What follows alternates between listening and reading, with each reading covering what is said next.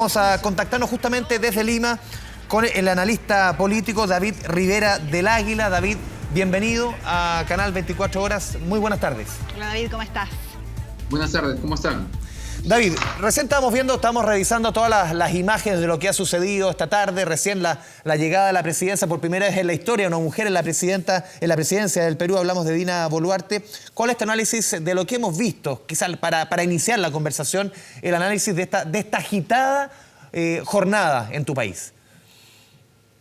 Bueno, una pregunta que nos seguimos haciendo por acá sin respuesta es ¿qué cosa llevó a Pedro Castillo a suicidarse de esta manera? Porque efectivamente la votación para la vacancia estaba convocada para hoy día, pero todos los pronósticos hacían prever que por tercera vez Castillo se iba a salvar de la vacancia.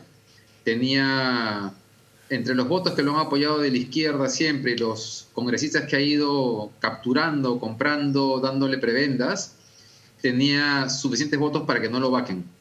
Y por eso hoy día en la mañana sorprendió que de pronto salga con este anuncio del cierre del Congreso, que sin contarle más con el respaldo de nadie, ¿no? No solamente las Fuerzas Armadas y las Fuerzas Policiales le jugaron en contra, o mejor dicho, se alinearon con lo que dice la Constitución, sino que incluso aquellas bancadas de izquierda democrática que seguían todavía sosteniéndolo bajo el discurso de que era la derecha quien quería vacarlo, tuvieron que dar marcha atrás y quitarle su respaldo y votar por la vacancia. Y tal vez para entender esto solamente agregar un punto, y es que en los últimos días se había conocido información de colaboradores eficaces que ponían el cerco mucho más cerca, valga la redundancia, de Castillo. Es decir, audios en los cuales queda claro cómo por órdenes de Castillo se estaba buscando proteger a los sobrinos. Uno de ellos está fugado, igual que al ministro de Transportes, Juan Silva, otro de los involucrados en casos de corrupción, y cómo Pedro Castillo había jugado un rol en eso. También salieron nuevas denuncias sobre coimas pagadas por obras públicas que también ponían el ojo mucho más cerca del Palacio de Gobierno. Entonces, eso podría haber llevado a Castillo a tal vez creer o a saber que venían nuevos audios que efectivamente o que definitivamente le iban a impedir salvarse de la vacancia, porque es la única manera de entender, digamos, la torpeza con la cual ha terminado hoy día, ¿no? David, justamente, Elena Arellano por acá, gracias por estar con nosotros. Me suma la pregunta que te hacía Andrés, esa duda que había respecto de esta moción de vacancia, porque en un principio se hablaba justamente de eso, que no estaban los 87 votos y después se superó por un largo margen 101 votos. Tú lo denominas quizás como una especie de dispararse en los pies para ya el expresidente Pedro Castillo, porque finalmente es esta decisión de disolver el Congreso lo que hace que muchos congresistas quizás cambien de opinión y finalmente se sumen a esta moción de vacancia que ya sabemos que termina con la primera mujer presidenta. ¿Crees tú o lo denominarías algo así como dispararse en los pies esta decisión de Pedro Castillo de disolver el Congreso? Sí, definitivamente ha sido un suicidio. Antes de su intento de cerrar el Congreso no había los 87 votos para vacarlos, y luego de lo que hizo ya no había forma de salvarlo. Entonces, efectivamente ha sido un suicidio político. Y aquí ahora, David, con esto que ya sabemos que tienen ustedes en Perú, a la primera mujer presidenta de su historia, ¿crees tú que este sea un punto, por ejemplo, de inflexión quizás para poner cosas distintas sobre la mesa? Ella hablaba de treguas, de plazos, de reformas. ¿Crees tú que aquí se vea un cambio en Perú o todavía es complicado considerando el contexto político del país? Mira, eso es prematuro, pero hay que tener en cuenta que esta crisis está generada no solamente por Castillo y su gobierno y por la precariedad y la corrupción de su gobierno y de él, sino también por el Congreso. Y que actualmente, de hecho, el Congreso tiene menos respaldo que el que tenía Castillo. Castillo seguía alrededor del 25%, a pesar de todos los casos de corrupción y todas las torpezas y la precariedad en la gestión del Estado. Y el Congreso tiene una aprobación de 10% alrededor. Ese Congreso sigue ahí. Y ese Congreso, en este año y 4 meses, lo que ha hecho es aprobar una serie de reformas, o mejor dicho, contrarreformas, que implican un retroceso para el país. Y básicamente en el Congreso peruano actual, y este es un tema muy importante para entender lo que ha pasado y lo que puede pasar, lo que hay es una suma de intereses de poderes informales y legales que durante mucho tiempo han ido ocupando espacios en los gobiernos locales, en los gobiernos regionales, y de pronto han tomado el control del gobierno nacional. En el Ejecutivo con Castillo, en el Congreso con la mayoría de bancadas. Castillo ya salió del mapa, pero ese Congreso sigue ahí. Entonces, en adelante, ese Congreso va a seguir haciendo lo que ya estaba haciendo. Un ejemplo, en el Perú hace 10 años se aprobó una reforma universitaria que por primera vez implicaba ponerle criterios mínimos de calidad a las universidades públicas y privadas. Se creó un ente regulador para ello. Bueno, este Congreso se bajó la reforma. Hay por ahí una ley intentando derogar una norma que lucha contra el crimen organizado del tráfico de flora, fauna y especies marinas, promovido por una congresista fujimorista, pero que logró que Castillo la reciba y el gobierno había hecho suya esa propuesta. En fin, hay una serie de proyectos de ley y de protecciones. Este Congreso ha protegido a fiscales que estaban denunciados por diversos delitos y es un Congreso que no está trabajando para el bienestar del país, sino que en cada bancada y dentro de cada bancada, cada congresista básicamente está intentando defender intereses particulares y muchas veces, o la mayoría de las veces, informales y legales. Sí, la presidenta Boluarte... Sí, solamente un punto, David. Yendo un poco a lo que tú mencionabas, el tema de la relación con el Congreso, con este complejo Congreso. La presidenta, cuando asumió hace media hora, lo primero que pedía era una tregua. ¿Cuánto de espacio hay para esa tregua, tomando en consideración lo que tú mencionas, no solamente la cantidad de conflictos, de corrupción que hay en el interior del Congreso, sino que también las características de este Congreso, tan atomizado, con tantos partidos políticos? ¿Qué margen tiene Dina Boluarte asumiendo en estas condiciones para poder, proyectando, terminar el gobierno de Pedro Castillo al 2026? ¿Es una quimera a esta altura? Yo creo que esa tregua va a durar poco si es que ella quiere hacer las cosas correctamente. Pero puede durar mucho si decide terminar negociando con esos intereses informales e ilegales. Entonces, y eso va a depender mucho de cuál sea su gabinete. Porque si logra convocar un gabinete de consenso que incorpore personas de Lima y de regiones y una combinación entre tecnócratas y políticos, pero todos orientados con una visión de país, ese gobierno va a terminar chocando con el Congreso tarde o temprano. Entonces, nuevamente, depende mucho del gabinete que vaya a designar y eso lo vamos a saber en los siguientes días recién, ¿no? David, justamente eso te quería preguntar. El gabinete, Andrés, porque sabemos que eso va a ser clave en el gobierno de Dina Boluarte, la primera mujer presidenta de Perú. Ya veíamos también, analizábamos anteriormente, que ella se ha mostrado en favor, por ejemplo, de darle más poder a las mujeres. Había aplaudido que acá en Chile tengamos más ministras mujeres en el gobierno de Gabriel Boric. ¿Crees tú quizás que en este gabinete, que probablemente ya no tenía pensado, ya no se despertó hoy día pensando, Andrés, que necesitaba un gabinete presidencial, pero crees tú ahí cuánto tiempo se puede demorar? ¿Cómo va a estar formado este gabinete? ¿Van a haber más mujeres? ¿Quizás van a haber una diversidad de partidos? ¿Qué crees tú ahí en este análisis de este gabinete, esta expectación por este gabinete, nuevo gabinete?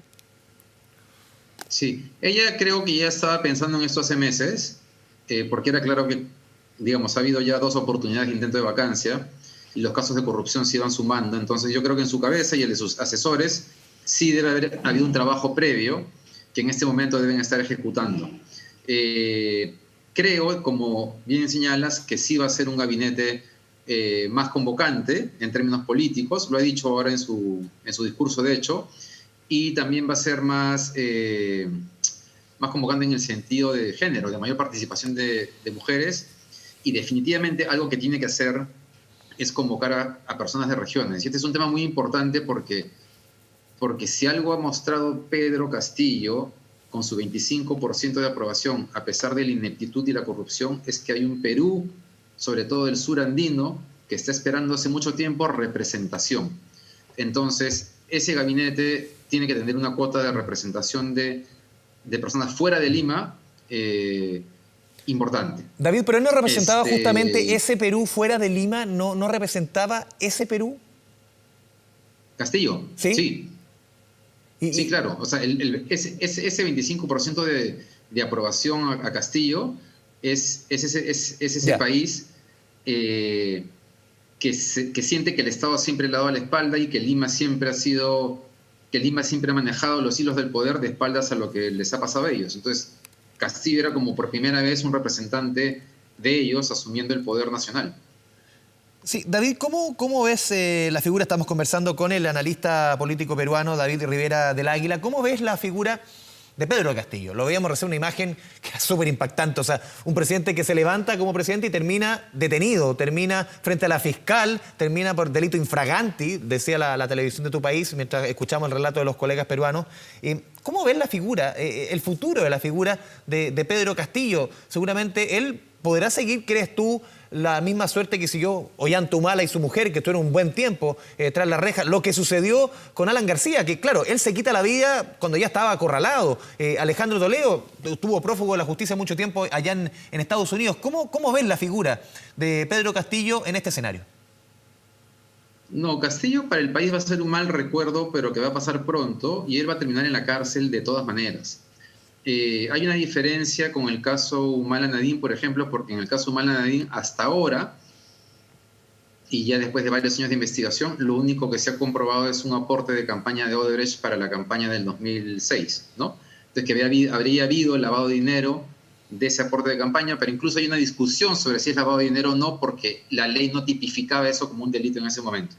En el caso de Castillo, los casos de corrupción durante su gobierno es abundante. Tiene, no sé si ya más de 15 carpetas fiscales abiertas. Entonces Pedro Castillo va derecho a la cárcel y no va a salir de ahí.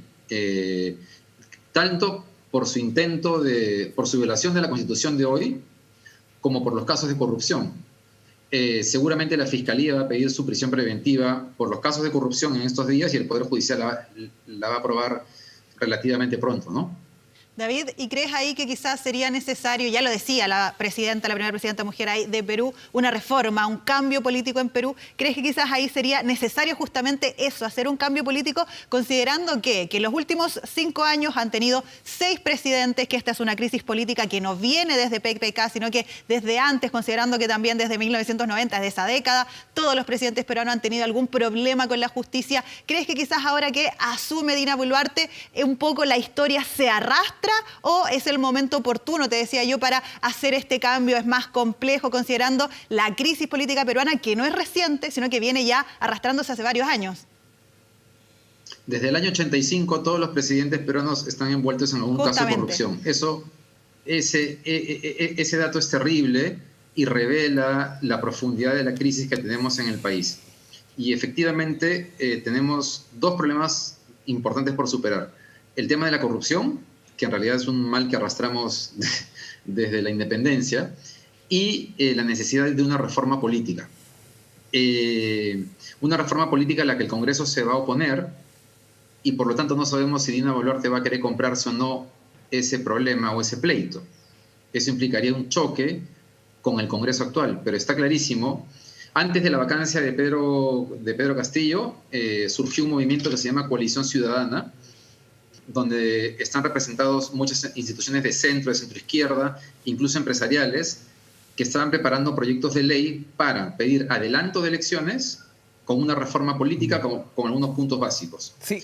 Entonces ya hay un consenso en el que se requiere respecto a que se requiere con urgencia una reforma política en el país para poder salir de esta crisis. Claro, y que eso implica solamente un punto, David, para quienes nos están viendo a través de la pantalla de Canal 24 Horas, perdona por interrumpirte, la reforma política, ¿por dónde debiese ir? En el fondo es un cambio al sistema político, cómo está hoy día levantado, no sé, la relación entre el Ejecutivo, el Legislativo, estas figuras que tenemos, la moción de vacancia, el voto de confianza, esta posibilidad del presidente de poder votar prácticamente al Congreso, la posibilidad del Congreso de poder vacar al presidente, esta inestabilidad que ha estado en el Perú durante el último tiempo. ¿Por dónde debiesen ir esos cambios, crees tú, que se proponen para generar esta necesitada estabilidad? La reforma política pasa por varios puntos, pero solo para poner un ejemplo, en el Perú no hay elecciones internas. En el Perú se eligen los candidatos con los cuales postula un candidato a la presidencia a dedo. Y suele ser el candidato que tiene más, por lo tanto el dinero termina definiendo quién postula y quién no. Y cuando el dinero lo define, los poderes ilegales informales que manejan mucho dinero tienen un peso dentro de los partidos políticos. Solo para poner un caso específico. Y en la vinculación de corrupción con política, ahí sí no tenemos todavía una propuesta o una salida, porque en el tema de el derecho a la... ¿cuál es el término legal? A la inocencia, es decir, que tú no puedes prohibir a alguien que postule hasta que no haya sido sentenciado definitivamente. La presunción de inocencia. Y presunción de inocencia, tenemos políticos que siguen postulando a pesar de que traen consigo un pasivo tremendo. Entonces, ahí hay un tema que tenemos que resolver. ¿Cómo evitar que personas con claros casos de corrupción o con indicios no puedan postular a un cargo público? Esos son dos puntos principales, ¿no? El vínculo de la política con la corrupción es fundamental, y es fundamental ese vínculo con lo que estamos viendo en el Perú de cómo los poderes informales y legales, y me refiero a en los últimos años en el Perú, ha aumentado mucho. Ya traíamos el narcotráfico de atrás, pero se ha sumado en el Perú la tala ilegal y la minería ilegal como dos problemas muy grandes. Entonces, y esas economías ilegales ahora tienen representación política. Entonces tenemos que salir de ese problema para poder esperar que la política cambie en el Perú. David, y ahí probablemente, según el discurso que daba Dina Boluarte, y la primera ya presidenta peruana, ella también hablaba de atacar la corrupción, incluso decía de hacer alianzas, por ejemplo, con la Fiscalía Nacional, con otros tipos ahí de la justicia peruana para poder entrar en los organismos de la corrupción que ella decía ya están metidos en nuestra sociedad, están mezclados con las personas. ¿Crees tú entonces que justamente eso va a ser quizás uno de los primeros puntos que quiera atacar Dina Boluarte como ya presidenta de Perú? Sí, bueno, vamos a ver, ojalá que lo haga, solo que hacer eso implica justamente confrontar con la mayor parte de los partidos políticos, porque la mayor parte de los partidos políticos tienen integrantes con casos de corrupción. Entonces, ahí es donde viene el choque que además ya sucedió con Vizcarra, ¿no? Sí. Vizcarra terminó confrontado con el Congreso anterior justamente por eso, por reformas políticas y por reformas de lucha contra la corrupción. Entonces, si Dina Boluarte decide dar ese paso, va a suceder la misma historia que con Vizcarra. Entonces, vamos a ver cuál es el resultado de eso.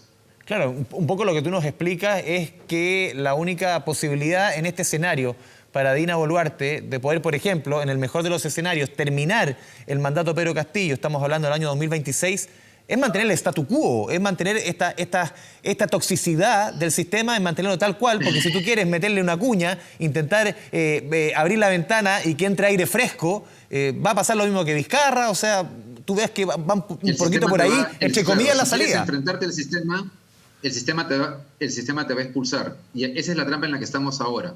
Y de ahí la importancia de que Dina Boluarte, más allá de que efectivamente tenga la voluntad de hacerlo, requiere un gabinete con una capacidad política muy fuerte para poder, asumiendo que quiere hacerlo, para poder conseguirlo. ¿Y están las personas, están los candidatos, ven los nombres con ese talante político para acompañar a Dina Boluarte en este trance? Sí hay personas, pero hasta ahora no se sabe en quiénes está pensando ella. Pero personas que puedan dar esa pelea hay, y tanto de Lima como de regiones. O sea, nombres, tú dices, David, existen, habrían hombres y mujeres capacitados de alguna manera para poder estar en este gabinete y hacer los cambios que ella misma decía en sus dos discursos que ha dado, dos discursos muy pequeños, muy breves, pero que ella busca atacar la corrupción. Tú ahí nombrabas que debido a que el Congreso, en la forma en la que actúa, también lo que decía acá Andrés Vial, es de alguna manera mantener el status quo para que Dina Boluarte al menos termine el periodo de Pedro Castillo ya julio del 2026. ¿Crees tú entonces que estamos viendo un Congreso que, pese a que las últimas declaraciones de los congresistas, ellos decían, siempre hemos estado abiertos al diálogo, siempre hemos sido un puente con el gobierno? ¿Crees tú ahí entonces que más bien el Congreso está siendo una piedra de tope más que puente? ¿No? ¿Cuál es tu análisis ahí? No, siempre van a ser una puerta abierta si es que no se meten con ellos. Pero si quieres hacer cambios en el Perú, para tocar el fondo de los problemas que tenemos, vas a tener que confrontar con ellos.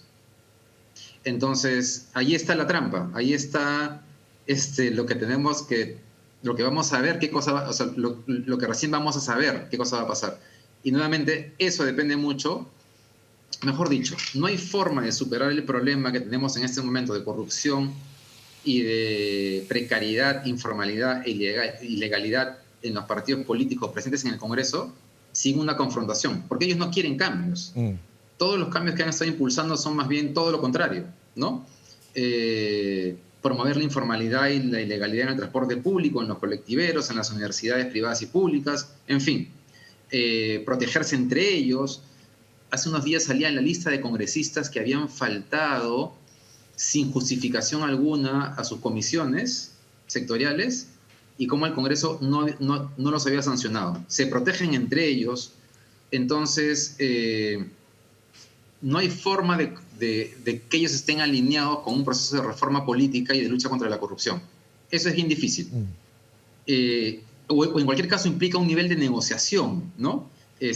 Con ellos para poder tomar esas medidas.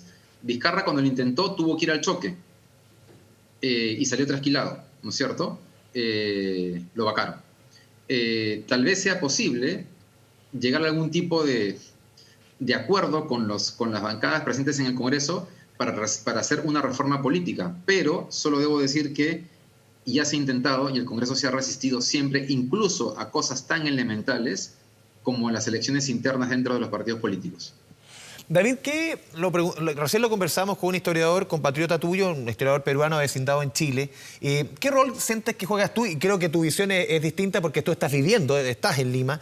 ¿Qué visión crees tú que cumplieron en esta jornada? ¿Qué rol? Las Fuerzas Armadas, la policía. Se conocía la información en la mañana que el mismo presidente Castillo había presionado para sacar a algunos militares de los altos mandos, justamente para intentar tomar el control, tratar de aplicar la manija con los militares y obviamente acompañado con lo que conocimos en la tarde, esto de intentar disolver el Congreso. ¿Qué rol juegan aquí los militares y también la policía en el Perú?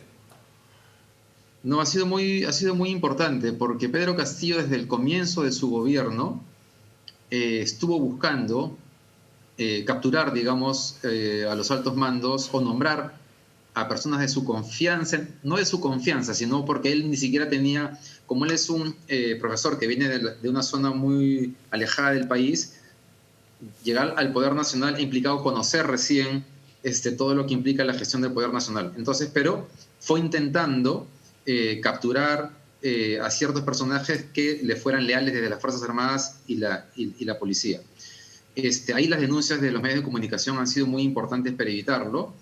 Y hoy día, cuando él anuncia el cierre del Congreso, ha sido muy importante que las Fuerzas Armadas y policiales no demoraron ni 2 horas en pronunciarse en contra de lo que había hecho Castillo y en respaldar más bien al Congreso, en denunciar que esto era un rompimiento del orden constitucional.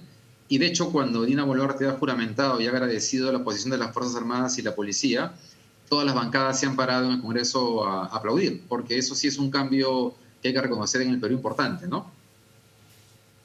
Perfecto. David, como última pregunta, te quería preguntar rapidísimo, ¿cómo está el ambiente allá en Lima? Tú que estás allá en la capital peruana, viste quizás que empezó la gente a salir, ahora hay más calma. Si nos puedes relatar un poco cómo se está viviendo en las calles allá de la capital, que ahora tengan a su primera presidenta peruana, justamente cuando estamos revisando imágenes en vivo de la gente celebrando, saltando, incluso estaba la chilindrina, decía Andrés Vial en las imágenes. ¿Cómo está el ambiente ahí en las calles de la capital? Ahorita hay un ambiente un poco más de tranquilidad. Hay unas pequeñas manifestaciones en diferentes partes del país, pero nada, digamos, muy grande ni representativo, ¿no? Entonces hay una calma después de todo lo que venía, después de las últimas 4, 5, 6 horas ya, ¿no? 6 horas de lo que había pasado. Y una calma también respecto a lo que venía pasando en los últimos meses, porque a pesar de lo que hemos hablado de los retos de Dina Boluarte, definitivamente estamos en un escenario mucho mejor con Dina Boluarte que el que teníamos con Castillo.